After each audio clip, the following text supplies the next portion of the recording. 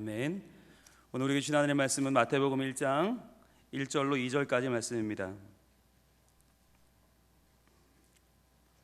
마태복음 1장 1절로 2절까지의 말씀 함께 읽습니다. 아브라함과 다윗의 자손 예수 그리스도의 계보라. 아브라함이 이삭을 낳고 이삭은 야곱을 낳고 야곱은 유다와 그의 형제들을 낳고. 아멘. 오늘 마태복음 강의 네 번째 시간입니다. 자, 드디어 2절로 들어왔습니다. 여러분의 지난 석주 동안 우리가 마태복음 1장 1절에 머물러 있었습니다. 왜 그랬을까요?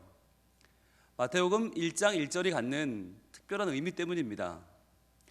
여러분, 신약이 시작된다라고 하는 그 의미는요, 실은 구약이 시작되는 것과 똑같은 무게를 가집니다. 구약보다 신약이 더 못하지 않습니다. 그렇다고 구약이 신약보다 못하지도 않습니다. 신약 구약은 똑같은 무게를 가지고 있는데, 그렇다면 과연 여러분 구약을 시작했던 창세기 1장 1절 다 아시잖아요. 한번 띄워주실래요? 창세기 1장 1절 시작. 태초에 하나님이 천지를 창조하시니라. 자, 이 어마어마한 스케일, 이 전 우주적인 스케일, 게다가 얼마나 신비로워요. 여러분, 태초가 언제인지 아세요? 태초가 언제예요? 우리가 아무리 학문적인 말로, 아무리 은혜로운 말로 설명을 잘해서 태초를 설명해도 그 전이 태초예요. 아무리 막 데이터를 내고 아무리 우리가 다 근거를 대도 그 전이 태초예요. 태초를 알 수가 없어요. 그러면 천지는 어디부터 어디까지예요? 그것도 알 수가 없어요. 우리 나라도 다 모르는데, 그죠? 지구가 태양계에 들어있다는데 태양계가 어떤 은하계 속에 들어있다면서 그 은하계가 전 우주에 어마어마하게 많대요. 은하계는 전 우주에 점도 안 된대요. 그러면 천지는 얼마나 큰 겁니까? 알 수 없어요. 게다가 창조는 어떻게 하는 거예요? 여러분 아세요? 우리는 뭐라도 하려면 재료부터 있어야 돼요. 레시피가 있어야 되고, 만드는 도구가 있어야 되고, 만드는 내가 있어야 돼요. 그런데 창조란 재료가 없어요. 레시피도 없고 도구도 없고 그냥 말씀하면 생기는 게 창조예요. 알 수가 없죠, 우리가. 게다가 제일 우리에게 신비로운 영역은 어디입니까? 하나님이라고 하는 분이죠. 우리는 알 수도 없는 태초에, 알 수도 없는 천지를, 알 수도 없는 창조하시는 그분이 하나님이셔. 그러니까 우리는 알 수가 없는 거죠. 그러니까 창세기 1장 1절의 무게감은 전 우주적인 무게감이고, 이 스케일을 감당할 수 있는 사람은 아무도 없어요. 실은 우리는 성경을 다 읽을 필요도 없어요. 창세기 1장 1절만 읽으면 항복. 하나님, 저는 아무것도 아닙니다. 하나님, 저는 제 인생을 이끌어갈 힘도 없고, 저는 제 인생의 계획도 능력도 완성도 아무것도 내게는 없습니다 할 수밖에 없는 게 창세기 1장 1절이에요. 근데 그만한 무게감이 뭐냐? 바로 신약을 여는 마태복음 1장 1절이에요. 그래서 마태복음 1장 1절을 그렇게 열심히 봤어요. 다시 한번 볼까요? 마태복음 1장 1절 보여주세요. 시작. 아브라함과 다윗의 자손 예수 그리스도의 계보라. 자, 누가 나와요? 아브라함이 나오고 다윗이 나오고 예수 그리스도가 나오는데, 이들은 누구예요? 다 계보라, 즉 족보에 들어있는 사람의 이름인데, 이 사람 하나하나가 창세기 1장 1절과 맞먹는 무게감을 지닌다는 말은 뭐냐면, 이 사람 한 명 한 명이 바로 우주라는 거예요. 우주다. 하나님이 왜 인간을 사랑하시나? 하나님의 형상대로 지음을 받았어요. 여러분, 전 우주 아무것도 무엇도 하나님 형상대로 지음받은 건 없어요. 은하계조차도, 태양도, 지구도, 아니 그 어떤 것도 하나님 형상은 없어요. 그런데 인간만 하나님의 형상이에요. 그러니까 인간 안에는 태초에 천지를 창조하신 하나님의 모든 감정과 진실성과 그 마음과 계획과 모든 하나님의 눈길이 다 들어있는 거예요. 하나님 사랑을 받는 게 나예요. 그래서요, 창세기 1장 1절의 전 우주적인 스케일은 신약성경 마태복음 1장 1절과 똑같다. 왜? 한 사람이 우주라니까요. 여러분, 내가 오늘 내 코끝에 호흡이 끊어지면 저는 죽어요. 제가 죽으면 제가 알고 있는 모든 세상은 더 없어져요. 제가 알고 있는 모든 우주는 다 끝나요. 그러니까 저는 하나의 우주인 거예요. 여러분, 그래서요, 기독교만큼 인명을 중시하는 종교는 없어요.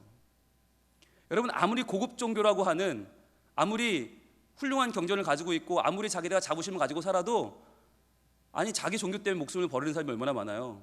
그러면서도 그것을 하나도 아쉬워하지 않잖아요. 여러분, 그것은 올바른 종교가 아니에요. 적어도 하나님께서 우리를 창조하셨고 자기의 형상대로 우리를 빚으셨다는 걸 믿는다면, 그리고 바로 나의 한 사람 때문에 예수 그리스도께서 이 땅에 오셨고 나를 위해 죽으셨다는 걸 믿는다면 쉽게 목숨을 버리거나 하는 종교는 절대로 가치 있는 종교가 아닙니다. 여러분, 내가 우주라고 할 때 바꿔 말하면 내가 한 사람을 만나고 그 사람을 관계를 맺고 그 사람을 알아가는 건 무엇입니까? 또 하나의 우주를 만나는 거예요. 굉장히 신비로운 일이에요. 우리가 창세기 1장 1절과 마태복음 1장 1절을 같은 무게감으로 볼 때 우리의 인생은 달라집니다. 천지를 창조하는 하나님의 손길로 빚은 게 나고 또 내 옆에 있는 사람이에요. 얼마나 귀합니까? 그 사람은 하나의 우주예요. 그래서 사람을 만날 때 우리는 그냥 저 사람은 참 외모도 그렇고 옷도 입은 것 그렇고 스타일도 그렇고 저런 사람이 내 옆에 앉았네가 아니라 또 하나의 우주가 내 옆에 앉은 거예요. 여러분 옆에 한번 보세요. 한번 보세요. 보여요? 또 하나의 우주가 보여요? 지금 엄마가 딸을 보고 웃고 딸은 엄마 보고 웃고 좋습니다. 너무 좋습니다. 자녀들과 함께 수요예배에 나오면 이런 재미가 있어요. 한 번씩 얼굴 보고 웃을 수 있어요. 여러분, 우리는 우주예요. 우리는 우주인데 이 큰 우주가 내 옆에 있고 함께 살아가요. 그런데 이 우주가 정말 같이 있으려면 어떻게 돼야 될까요? 같이 있으려면 죄 가운데 흘러 가서는 안 되겠죠. 죄에서 구원해야겠죠. 그래서 오신 분이 누구예요? 예수 그리스도예요. 예수 그리스도. 예수 그리스도란, 예수는 인간적인 이름이라고 했고 그리스도란 직책이라고 했습니다. 직책은 메시아라고 했는데 메시아는 뭐예요? 기름 부음을 받은 자라고 했죠. 기름 부음을 받은 자는 세 가지 종류가 있다고 했는데 왕과 제사장, 선지자다. 그래서 예수님이 그토록 기다리던, 유대인들이 기다리던 메시아인데, 그러면 왕과 제사장, 선지자를 왜 기다렸다고 그랬습니까? 지난 시간에. 자, 구약 성경이 끝나고 신약으로 넘어올 때, 말라기가 끝나고 마태복음이 시작될 때까지 성경은 한 장만 넘어가면 되지만 실은 이 구약과 신약의 한 장이 400년이에요. 이 400년의 공백 가운데 무슨 일이 벌어졌냐면 이스라엘은 나라를 잃었어요. 왕이 없어요. 그러니까 강대국에 이리 끌려가고 저리 끌려갑니다. 북이스라엘은 아수르에, 남유다는 바벨론에, 나라가 망하고 왕이 눈이 뽑히고 끌려가요.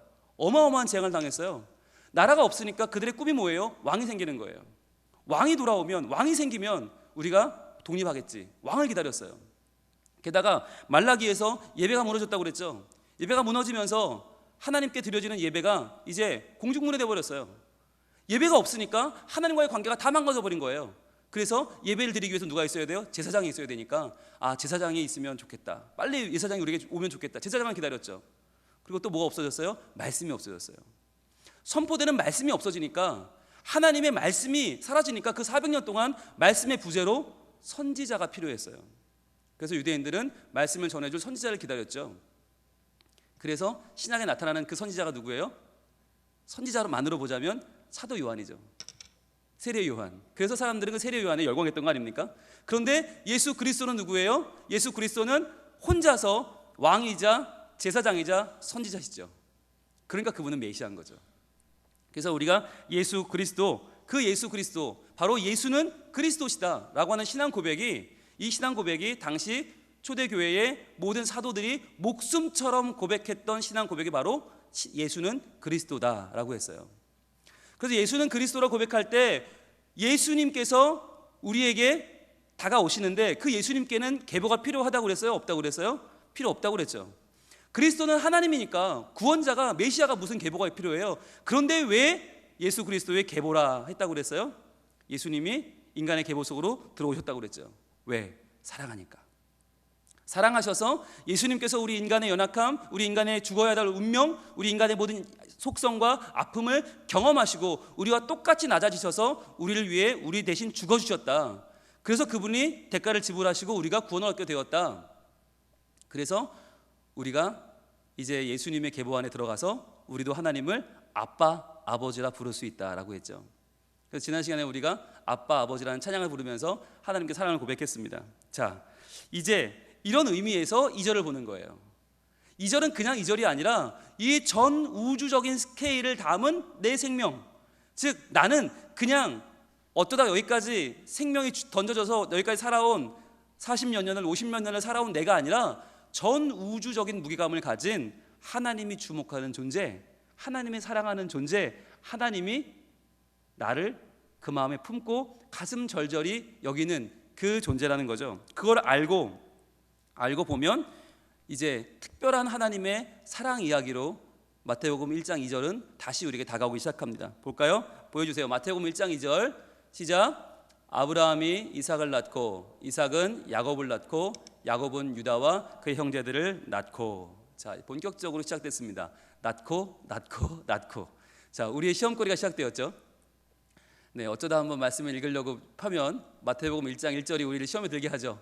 계속 모르는 이름이 나오고 낳고. 자, 그런데 여러분, 이 낳고가 왜 중요하냐면 오늘 우리가 말했잖아요. 한 생명이 뭐라고요? 우주라고요.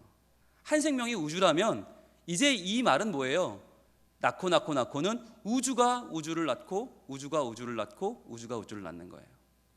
그러니까 이 세상이 점점점 하나님의 사랑으로 풍성해지고 하나님이 관심을 갖고 하나님이 살리고자 하시고 하나님이 구원하고자 하시는 하나님의 사람들이 점점 늘어가는데 그 우주가 우주를 낳고 또 우주가 우주를 낳는 아름다운 모습들이 펼쳐지는 거예요. 여러분, 똑같은 말씀인데 성경이 그냥 약속이라고 하면 되지 왜 구약은 옛 약속이라고 하고 신약은 새 약속이라고 할까요? 왜 구약 신약일까요? 이름이 뭐가 다를까요? 여러분, 성경의 주인공은 누구예요? 신구약 전체의 주인공은 예수 그리스도. 그렇죠, 예수 그리스도. 그런데 구약은 누구를 말해요? 오실 예수 그리스도. 그러니까 아직 오시지 않았어요. 그러다 보니까 사람들이 전부 다 예수님 오시기만을 손꼽아 기다려요. 메시아의 오시는 걸 간절히 기다리는 내용이 구약이에요. 그런데 기다리다 어떻게 됐나? 그들은 기다리다 죽었어요. 메시아를 기다리다 생명이 닿으면 죽었단 말이죠. 자, 그래서 똑같은 족보인데 오늘 우리가 보고 있는 족보는 신약의 족보고 구약에 나오는 구약의 첫 족보를 한번 보겠습니다. 구약의 첫 족보는 창세기 5장에 나오는 아담의 계보입니다. 자, 구약의 방향은 어디로 가나? 오실 메시아를 기다리는 그들은 메시아를 기다리다가 어떻게 됐나? 창세기 5장을 한번 보면요. 창세기 5장 1, 2절 띄워주세요. 창세기 5장 1절과 2절 같이 한번 읽어볼까요? 이것은 아담의 계보를 적은 책이니라. 그렇죠, 아담의 계보 시작. 하나님이 사람을 창조하실 때에 하나님의 모양대로 지으시되 남자와 여자를 창조하셨고 그들이 창조되던 날에 하나님이 그들에게 복을 주시고 그들의 이름을 사람이라 일컬으셨더라. 자, 이렇게 시작을 해요. 아담의 계보를 적은 책이다. 자, 그런데 거기서 이제 한 명씩 등장을 하기 시작하는데 하나의 특징적인 패턴이 있어요. 그 패턴을 한번 발견해 보실래요? 자, 창세기 5장 3절에서 5절까지 말씀. 자, 아담은 시작합니다. 아담은 시작. 아담은 130세에 자기의 모양 곧 자기 형상과 같은 아들을 낳아 이름을 셋이라 하였고 아담은 셋을 낳은 후 800년을 지내며 자녀들을 낳았으며 그는 930세를 살고 죽었더라. 자, 패턴을 말씀드릴게요. 누구는 몇 세에 누구를 낳고 몇 년을 더 살다가 죽었다. 이게 패턴이에요. 다시 한번, 누구는 누구를 몇 세에 낳고 몇 년을 더 살다가 죽었다. 이게 구약 족보의 패턴이에요. 자, 그럼 이 패턴이 이어지나 한번 볼까요? 예, 그 다음 이어지는 6절에서 7절 같이 보겠습니다. 시작. 셋은 105세에 에노스를 낳았고 에노스를 낳은 후 807년을 지내며 자녀들을 낳았으며 그는 912세를 살고 죽었더라. 자, 패턴이 똑같죠? 똑같아요. 구약에 나오는 이 족보의 패턴은 항상 똑같아요. 누가 몇 세에 누굴 낳고 몇 년을 더 살다가 죽었다. 여러분, 그러니까 인생이 뭐라는 거예요? 인생이 아이 낳고 자녀 낳고 좀 더 살다가 죽는 거예요. 그게 인생이라는 거예요.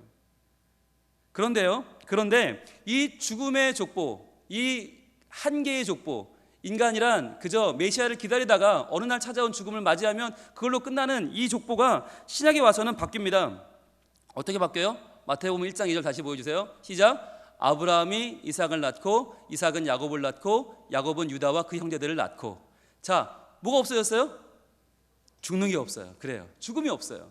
낳고예요. 왜 죽음이 없습니까? 왜 죽음이 없습니까?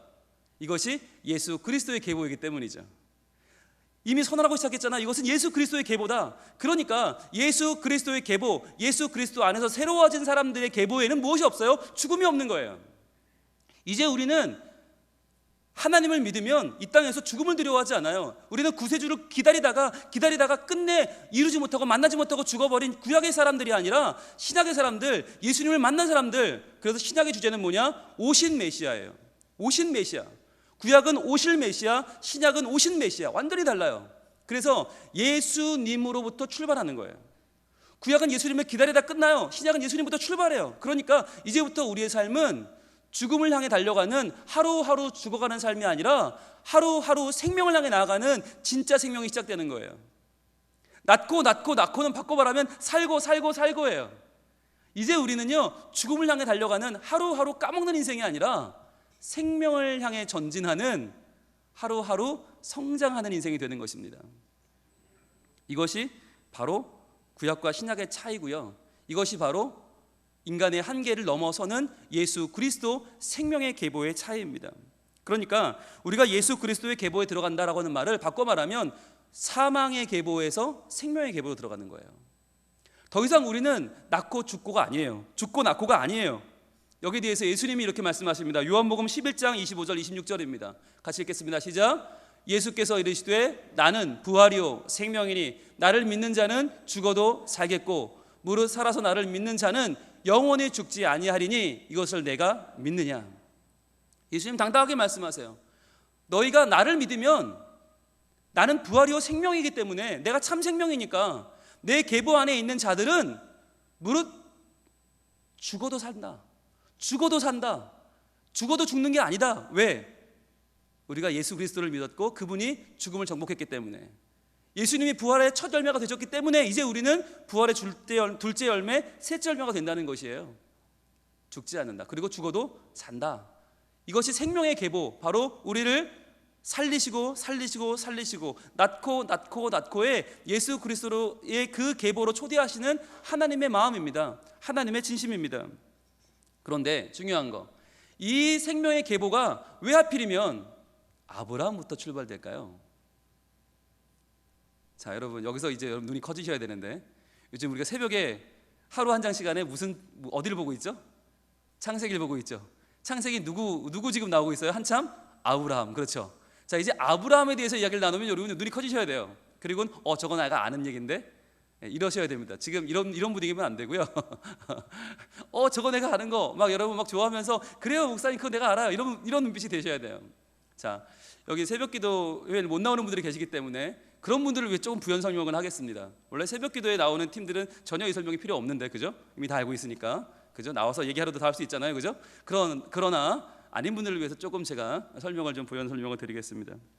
여러분, 성경에는요 아브라함이 창세기 1장에 나오지 않아요. 아브라함은요 창세기 12장에 가서야 부름을 받고요, 11장 끄트머리에, 그것도 그냥 아무것도 아닌 언급으로 슬쩍 지나가며 나와요. 그러니까 1장부터 10장, 11장 후반부까지 나오는 그 위대한 인물들이 지금 이 예수 그리스도의 족보에 빠져 있는 거예요. 누가 있어요? 일단 첫사람 아담. 그렇죠. 하나님이 직접 생기를 후 불어넣어 만든 그 위대한 아담이 없어요. 또 누가 없어요? 그 아담의 자녀 중에서 예배를 잘 드려서 하나님을 기쁘시게 했던 아벨. 그렇죠. 믿음으로 예배한 아벨도 있어요. 누구도 있어요? 에녹도 있죠. 에녹은 하나님과 동행하다가 너무 이쁘니까 하나님이 데려갔잖아요. 이 땅에서 죽도록 내버려주지 않고 하나님 승천하게 했어요. 돌아갔어요. 에녹도 있어요. 게다가 누구도 있어요?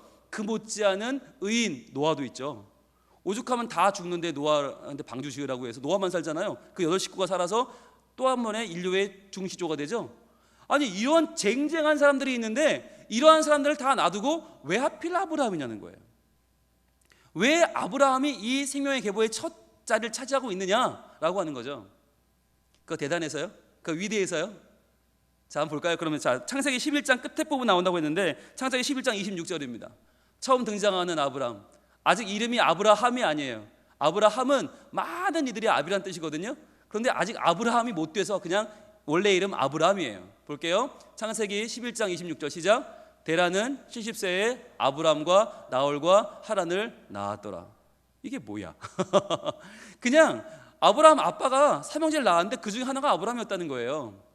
자, 그러면 그 중에 좀 특별했나 보겠습니다. 창세기 11장 30절이 최초로 아브라함을 제대로 언급합니다. 창세기 11장 30절 시작. 사레는 임신하지 못함으로 자식이 없었더라. 자, 아브라함의 아내인 사레가 임신하지 못했다, 임신하지 못하는 여자라고 판명을 받은 거예요. 누가 봐도 임신하지 못해, 이 여자는 임신이란 생명이란 없어, 그러니까 자식이 없다라고 성경은 기록해요. 이게 창세기 11장에 등장하는 아브라함의 첫 인상이에요. 여러분, 이 두 구절로 아브라함에 대한 뭔가 희망이 싹 트어오릅니까? 이 당시에는요, 자식이 재산이고요, 자식이 이 인력이 모든 힘이던 시절인데 자식이 없다? 아브라함은 끝났다는 거예요. 아브라함은 박복의 대명사고 아브라함은 무능의 대명사인 거예요. 그런데 왜 이 아브라함이 이 생명의 족보의 첫 자리를 차지하는 것입니까? 왜입니까? 게다가 이 아브라함이 하는 짓이나 이뻐요? 하나님이 가나안까지 겨우겨우 데려다 놨더니 기근이 드니까 어떻게 해요? 애굽으로 휙 도망가 버렸어요. 거기 가가지고 하나님 눈피해서 애굽으로 도망갔다가 갑자기 불안해져서 내 아내가 이쁜데, 내 아내가 사람들에게 예쁘게 보여서 사람들이 내 아내를 뺏어가고 날 죽이는 거 아니야? 쓸데없는 불안감이 몰려와서 거짓말까지 하죠. 예, 저 남편 아니라고 난 오랍이라고, 그러니까 나 제발 죽이지 말라고 거짓말까지 해요. 그랬다가 그 두려움 말대로 되죠. 바로가 아내를 데려가 버리죠. 아니, 자식도 없는 사람이 아내까지 뺏기면 어떻게 하자는 거예요? 자식도 없는데 아내를 뺏겨. 아니, 가족도 지키지 못하는 사람이 무슨 생명의 족보에 올라가요? 여러분, 아브라함의 모습 속에는 너무나 인간적인, 너무나 연약한 우리의 모습이 그대로 담겨 있어요. 그런데 왜 그 아브라함이 생명의 계보의 첫 자리에 올라가느냐? 자, 그 전환점이 있죠. 그 전환점, 바로 여호와의 말씀이 임합니다. 여러분, 우리가 아브라함에 대해서 제대로 알아야 될 건 아브라함이 위대한 건 없어요. 그러나 하나님의 말씀이 그에게 임하기 시작하면서 변화가 일어나기 시작합니다. 여호와께서 이르시되 하나님의 그를 만나서 그에게 말씀하시는데 그 말씀이 임하니까 말씀으로 천지를 창조하신 하나님의 그 생명력이, 에너지 가득한 그 사랑이 그를 변화시키기 시작하는 거예요. 하나님이 뭐라고 했어요? 자녀도 없는 그에게 뭐라고 말해요? 내가 너로 큰 민족을 이루게 하겠다. 내가 내 이름을 창대하게 하겠다. 너의 이름 때문에 너로 인해 모든 땅의 민족이 복을 얻을 것이다. 내가 네 자손을 저 티끌같이 많게 해주겠다. 아니, 이런 약속을 자꾸 주세요. 게다가 가장 그에게 있어서 어마어마한 약속을 바로 오늘 새벽에 우리가 같이 나눴습니다. 창세기 15장 1절 같이 보여주실래요? 15장 1절 시작. 이후에 여호와의 말씀이 환상 중에 아브라함에게 임하여 이르시되 아브라함아, 두려워하지 말라. 나는 내 방패요 너의 지극히 큰 상급이니라. 아브라함아, 두려워하지 마라. 너 자녀 없다고 두려워하지 마라. 너 지금 내 말씀이 너에게 임했는데 그 말씀이 이루어지지 않을까? 그냥 이렇게 끝나버리는 건 아닐까? 두려워하지 말라. 왜? 이 세상 무엇도 너를 해칠 수가 없어. 내가 너의 방패다. 말씀드렸잖아요. 방패가 뭐예요? 칼, 창, 활을 막아내는 게 방패라고 그랬죠. 우리로 보면 참 편하죠. 그러나 방패 입장에서 보면 어때요? 방패는 온몸으로 칼을 맞고 창을 맞고 자기 몸으로 화살을 맞아요. 자기 몸에 화살이 박혀가면서 우리를 보호해 주는 게 방패죠. 예수님은 내가 칼을 맞겠다는 거예요. 내가 창에 찔리겠다는 거예요. 내가 그 화살을 맞고 내가 채찍에 맞고 내가 십자가에 못 박혀 죽어가면서 너를 지키겠다. 내가 방패다. 그리고 내가 상급이다. 네가 그렇게 찾아 헤매는 그 위대한 상급이 바로 나다. 내가 너의 상급이 될 거다. 자식이 없냐? 내가 너의 상급이 되면 네 자식이 문제냐? 자식의 42대손 만에 예수 그리스도를 태어나게 하시는 분이 하나님 아니에요. 그러니까 하나님께서 그에게 너무나 어마어마한 상급이 되겠다라고 뭐 하는 거예요? 말씀이 임하는 거예요. 근데 중요한 거, 지금 그렇게 됐어요? 아니면 말씀이 임했어요? 말씀이 임했어요. 중요한 거죠. 왜냐하면 하나님은 항상 우리에게 은혜를 주실 때 현찰로 주지 않으세요. 약속 어무로 줍니다. 말씀이 먼저 임합니다. 이게 무슨 얘기냐면, 여러분, 현찰을 준다는 건 뭐냐면 우리가 그 현찰을 들고 어디 가나 물건을 바꿀 수 있죠. 현찰 들고 100만 원 가면 백화점 가면 무조건 돈을 주죠. 물건을 주죠. 그러나 약속금 들고 가면 어떻게 해요? 그냥 주지 않죠. 일단 저를 검증하죠. 이 사람 믿을 만한 사람인가 검증합니다. 예, 무슨 말이냐면 하나님은 즉석에서 우리가 받고 그걸 가지고 빵 써버릴 만한 현찰을 주시는 게 아니라 하나님의 말씀을 먼저 주셔서 그 말씀을 붙잡고 그 말씀을 믿음으로 인내하며 감사하며 그 말씀을 품는 사람에게 비로소 시간이 지나 그 말씀이 이루어지는 복을 주시는 거예요. 그런데 이 말씀이 주어졌을 때 그때 아브라함이 어떻게 했나가 중요하죠. 그의 반응이 창세기 15장 6절입니다. 15장 6절 같이 읽을게요. 시작. 아브라함이 여호와를 믿으니 여호와께서 이를 그의 의로 여기시고 믿었다. 지금은 아무것도 없어요. 지금은 자녀가 없어요. 지금은 정말 우리말로 쥐뿔도 없어요. 그런데 여호와를 믿으니 그 말씀을 믿은 거죠. 내게 임한 그 말씀을 믿고 이루어질 줄로 믿은 거예요. 믿었더니 어떻게 해요? 여호와께서 이를 그의 의로 여기셨다. 그가 의인이 됐다는 게 아니에요. 그는 죄인이에요. 그는 어리석고 그는 연약해요. 그런데 하나님이 그를 의인이라고 여겨주셨다는 거예요. 여겼다는 게 뭡니까? 그 사람은 그게 아닌데 그렇다고 봐주는 거죠. 예를 들면 이런 겁니다. 내 아내는 나를 조인성으로 여긴다. 남자들의 꿈이죠. 예, 나는 현실은 조영기인데 내 아내는 나를 조인성으로 여긴다. 이 말은 뭔가요? 내 아내는 나를 볼 때마다 조인성처럼 잘생긴 것처럼 봐주고 옷을 하나 입혀도 여보 조인성이 이걸 입었는데 어울릴 것 같아 이렇게 입히고, 그리고 아침에 출근할 때 조인성보다 멋진 남편 잘 다녀와요 이렇게 말해주는 거죠. 그게 여겨주는 거죠. 그런데 여러분 그런다고 해서 내가 바뀌는 건 아니잖아요. 내가 바뀌는 건 아니지만 그러나 뭐가 바뀌어요? 나의 자존감이 바뀌죠. 예, 나의 현실은 조영기지만 그러나 아내가 조인성이라고 해주면 그 순간 그 하루 나는 조인성으로 사는 거예요. 무슨 말이냐면 하나님이 나의 믿음을 보시고 의로 여겨주시는 건 어떤 효과가 있냐? 나는 아직 죄인이지만 하나님이 나를 의인으로 여겨주시면 그때부터 나의 삶의 가치가 달라지는 거예요. 나의 자존감이 달라지고 내가 살아가는 하루의 자세가 달라져요. 그래, 나는 의인으로 살아야지. 하나님이 나를 의인으로 여겨주시는데 내가 이렇게 죄를 먹고 마시며 죄인의 연약한 삶을 살면 안 되지 라고 하는 결단이 우리에게 생긴다는 거예요. 아브라함이 그렇게 살았다는 거예요. 절대로 아브라함은 의인이 아니에요. 그러나 하나님을 믿으니 하나님이 그를 의로 여겨주셨다는 거죠. 그래서 오늘 이 계보는 생명의 계보인 동시에 또 하나 믿음의 계보인 것이에요. 믿음의 계보. 우리가 이 낳고 속에 결국 우리도 들어간다고 했죠. 예수님이 인간의 계보로 들어오셔서 예수님이 우리처럼 되셔서 우리가 하나님 자녀 되고 아빠 아버지라고 부른다고 그랬죠. 이제 우리도 이 계보에 들어갔다는 우리도 믿음의 삶을 사는 거예요. 나는 죄인이죠. 나는 오늘 또 실패했어요. 나는 또 연약해요. 나는 부족해요.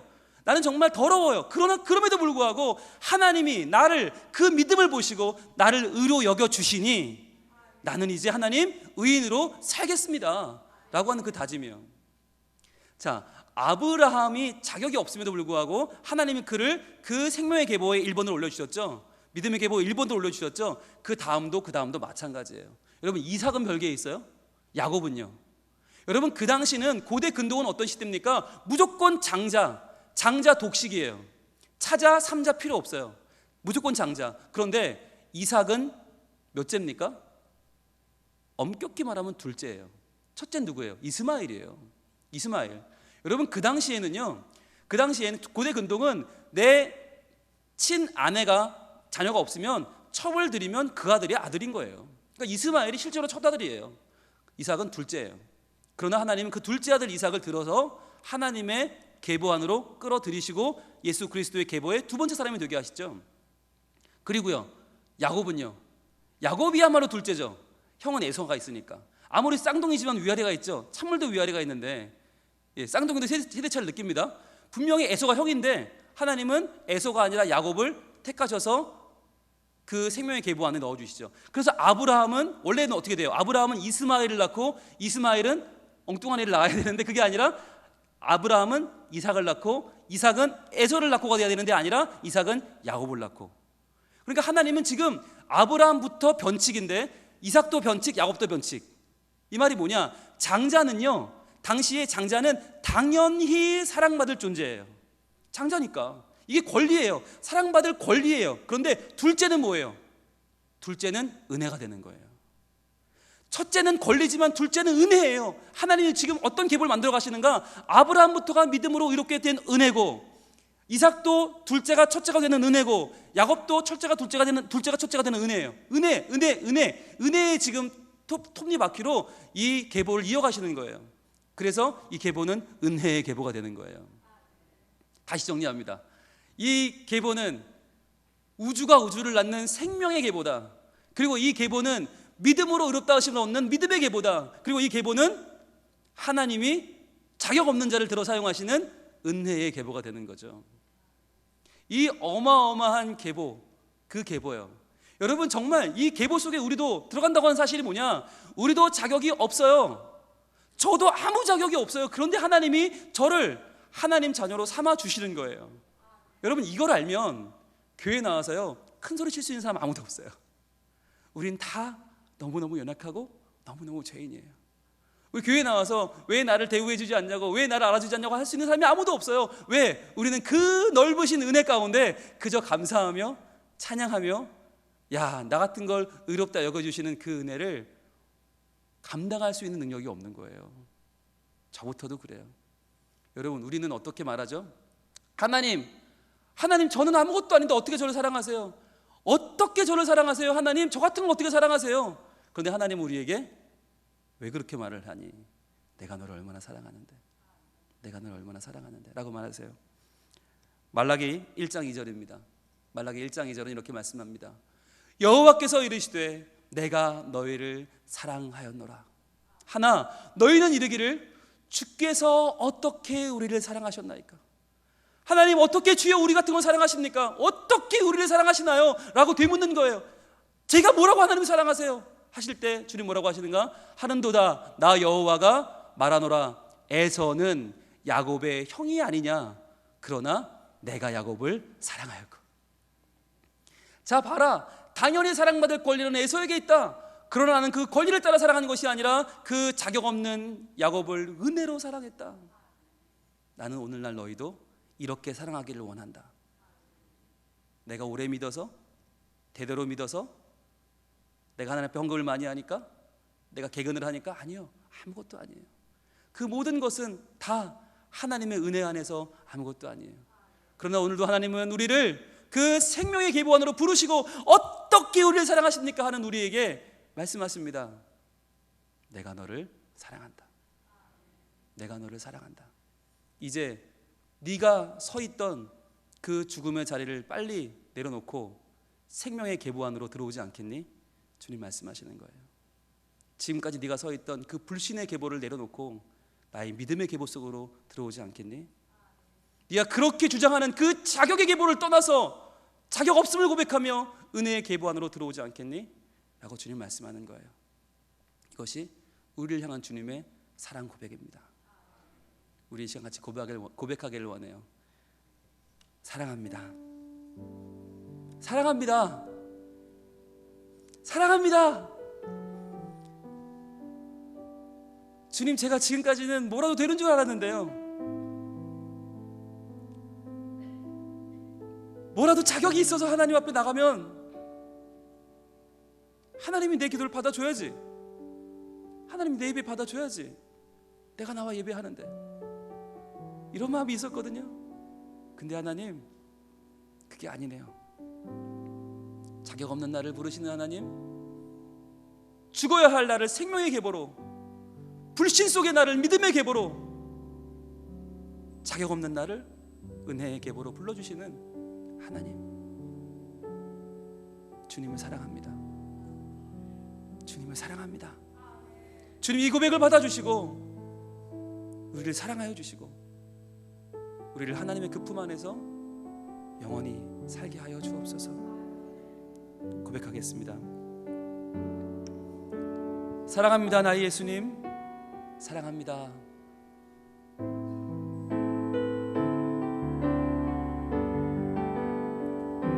사랑합니다.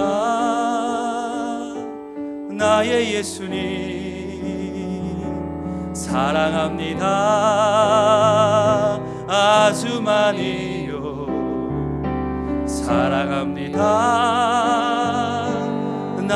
예수님 사랑합니다. 그것뿐. 다시 한번 우리 손들고 고백합니다. 사랑합니다. 사랑합니다. 나의 예수님 나는 아무것도 아닙니다. 사랑합니다. 아주 많이요. 사랑합니다. 나의 예수님 사랑합니다. 사랑합니다. 그것뿐이에요. 우리 주님 말씀하십니다. 사랑한다 아들아 내가 너를 잘 안다. 내가 너를 잘 아노라. 사랑한다 내 딸아. 사랑한다 내 딸아. 내게 축복도 하리라. 내게 축복 더하노라. 사랑한다 아들아. 사랑한다 아들아. 주님 우리를 잘한다 말씀하십니다. 내가 너를 잘 아노라. 사랑한다 사랑한다 내 딸아. 사랑한다 내 딸아. 내게 축복도 하리라. 내게 축복 더. 가슴에 손을 얹고 고백합니다. 사랑합니다. 사랑합니다. 나의 예수님 사랑합니다. 사랑합니다. 아주 많이 사랑합니다. 사랑합니다. 나를 사랑하시는 주님 나의 예수님 저희도 주님을 사랑합니다. 사랑합니다.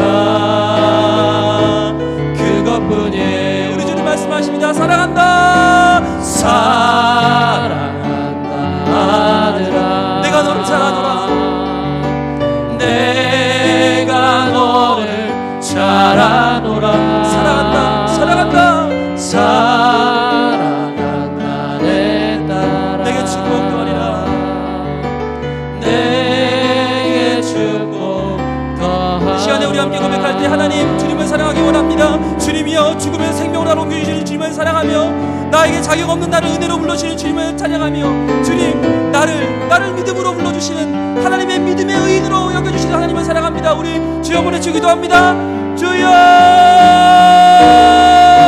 아버지 하나님 감사합니다. 주님 나를 생명의 계보로 불러주시는 주님을 인하여 감사하며 나를 믿음의 계보로 불러주시는 주님을 인하여 감사합니다. 주여 주여 죄인인 나를 의인으로 여겨주시는 하나님 감사합니다. 주여 아버지 하나님이여 아무런 자격 없는 나를 은혜 가운데 불러주시는 주님을 찬양합니다.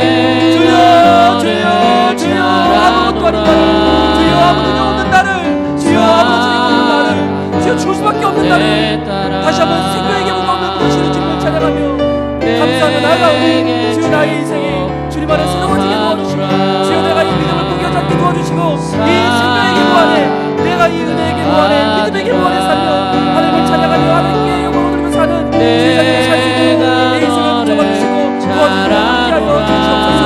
주여 도와주옵소서. 주여 함께하여 주옵소서. 내가 영원히 생명의 계보 가운데 거하게 하여 주옵소서. 믿음의 계보 가운데 은혜의 계보 가운데 내가 살아갈 수 있도록 주여 도와주시옵소서. 사랑합니다. 나의 예수님 사랑합니다. 아주 많이요. 사랑합니다. 나의 예수님 사랑합니다. 그것뿐이에요. 사랑한다. 사랑한다 아들아. 우리를 잘하시는 주님께서 내가 너를 우리를 잘한다 말씀하십니다. 사랑한다 내 딸아. 우리를 축복하시는 주님 내게 축복 더하노라. 하나님 죽을 수밖에 없는 저희를 생명의 계보로 옮겨주시는 주님을 찬양합니다. 불신 가운데 두렵고 떠는 저희를 믿음의 계보로 불러주시는 주님을 감사합니다. 또는 아무 자격 없는 저희를 은혜로 초대해 주시는 그 은혜의 계보를 하나님 앞에 감사하며 찬양합니다. 주님 우리를 사랑하셔서 우리의 계보로 들어오셔서 우리를 하나님 자녀 삼으신 그 예수님의 사랑을 오늘도 우리 기억하며 감사하며 살아갈 때 우리의 삶이 하나님께서 의롭다 여겨주시는 의인의 삶으로 살아가게 하여 주시옵소서. 예수님 이름으로 기도합니다.